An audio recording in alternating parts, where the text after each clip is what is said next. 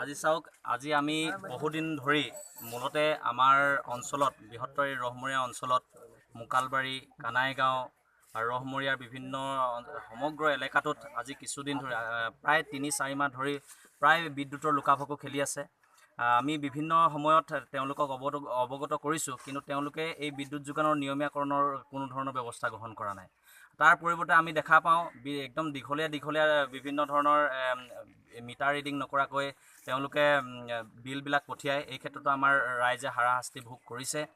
গতিকে আজি আমি শক্তি মন্ত্ৰীৰ যি বিদ্যুৎ মন্ত্ৰী তপন কুমাৰ গগৈ আজি আমি প্ৰতিমূৰ্তি দাহ কৰিবলৈ আমি সকলো মুকালবাৰী ৰাইজ, ৰহমৰীয়াবাসী ৰাইজ ওলাই আহিছোঁ।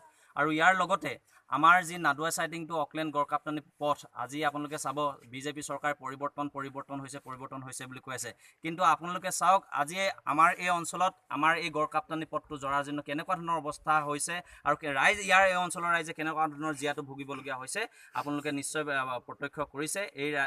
এই অঞ্চলৰ ৰাইজেহে সেই যি যাতনা ভুগিছে সেই অঞ্চলৰ ৰাইজেহে বুজি পাইছে। গতিকে এই ক্ষেত্ৰত আমি আমাৰ বিদ্যুৎ মন্ত্ৰী আৰু গড়কাপ্তানি মন্ত্ৰী হিমন্ত বিশ্ব শৰ্মাৰ আজি প্ৰতিমূৰ্তি দাহ কৰিম।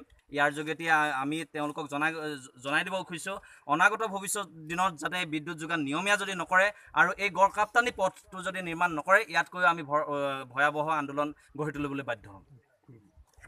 তেওঁলোকে চহী কৰি দিছে চব মন্ত্ৰীকেইটা, তেওঁ আজিলৈকে হোৱা নাই।